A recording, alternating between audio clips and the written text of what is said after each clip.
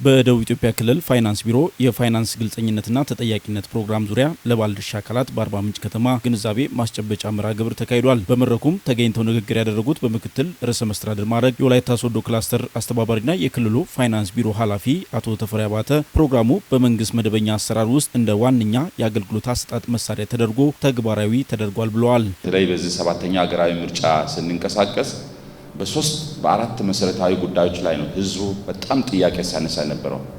አንዱ የመንገድ መሰረተ ልማት፣ መንገድ፣ ውሃ፣ ትምህርት፣ ጤና፣ እነዚህ መሰረተ ልማቶች በጣም ወሳኝ እንደሆነ ጥያቄ ያቀርባሉ።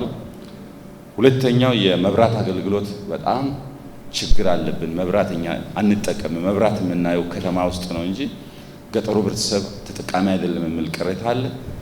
ሶስተኛው ደግሞ አሁን ላይ ኔትወርክ ይፈልጋል። ስለዚህ እነዚህ ደግሞ በጣም ሃይ ካፒታል ኢንቴንሲቭ የሆኑ ስለሆነ ህዝቡን፣ ማህበረሰቡን ያለንን ሪሶርስ አሳውቀን አሳትፈን ብናሳትፈው ብንገልጽለት የጎደለው ላይ የመሙላት የሚሰሩ መሰረተ ልማቶች የሱ እንደሆነ እንዲያውቅ ማድረግ የማህበረሰቡን ንቃተ ህሊና ከፍ የሚያደርጉ የፋይናንስ ግልጸኝነትና ተጠያቂነት ዙሪያ ግንዛቤ መፍጠር ተገቢ መሆኑንም ተናግረዋል። አገልግሎት ሰጪ ተቋማት ወደ ህብረተሰቡ እንዲዳረስ ስለዚህ ግልጽ እንደሆነላቸው ሰው አገልግሎት ለመቀበል የሆነ ተቋም ሲሄድ እየተጨነቀ እንዳይሄድ፣ ሰው ፍርድ ቤት ሲሄድ ምን ይባል ይሆን የሚል እያለ እየተጨነቀ ወይ ሆስፒታል ሲሄድ ጤና ጣቢያ ሲሄድ አገልግሎት አገኛለሁ በሚል በደስታ መሄድ አለበት እንጂ እየተጨነቀ መሄድ የለበት። ስለዚህ ግልጸኝነት እንዲኖር የመንግስት አገልግሎት ግልጽ እንዲሆን የማድረግ ሌላው በዜጎችና በመንግስት መካከል ያለው መረጃ በመስጠት ቅርርቦሽ መፍጠር ያስፈልጋል። የክልሉ ፋይናንስ ቢሮ ምክትልና የመንግስት ፋይናንስ ዘርፍ ኃላፊ አቶ ምረቱ አሰፋ በበኩላቸው ፕሮግራሙ የመንግስት አገልግሎት አሰጣጥን ግልጸኝነት የሰፈነበት እንዲሆን የሚያስችል መሆኑን ተናግረዋል። ይሄ ምንድነው? የህዝቡን ንቃተ ህሊና ከዚህ በኋላ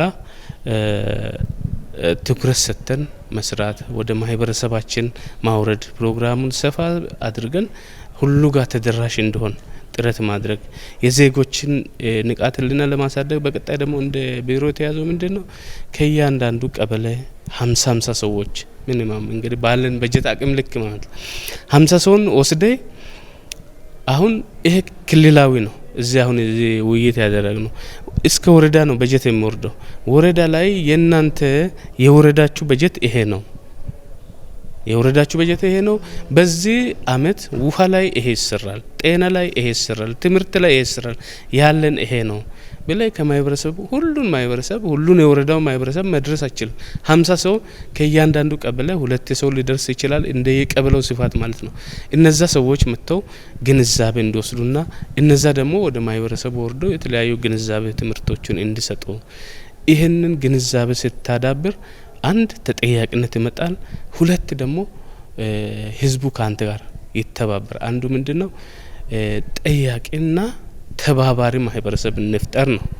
በመድረኩ የፕሮግራሙን አጠቃላይ ፋይዳ የሚመለከት ሰነድ ያቀረቡት የፕሮግራሙ አስተባባሪ አቶ ወንድማገኝ መኮንን እንደገለጹት ከሆነ የፋይናንስ ግልጽነትና ተጠያቂነት ፕሮግራም ዘርፈ ብዙ ፋይዳ እንዳለውም ተናግረዋል።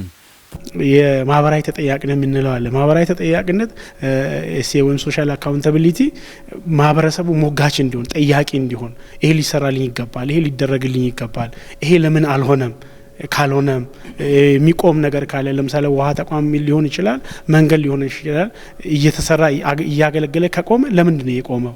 ምክንያቱን የሚጠይቅ ፍላጎቱን የሚጠይቅ ሞጋች ማህበረሰብ ከመፍጠር አኳያ የሚሰራ ነው። ስለዚህ ሁለቱ አቻ ለአቻ ተያይዞ ይሄዳሉ። ህብረተሰቡ ይጠይቃል፣ መንግስት ደግሞ እየሰራውን ያሳውቃል፣ ወደፊት ሊሰራ ያቀደውንም እያሳወቀ ሲሄድ ሁለቱ ይገናኛል።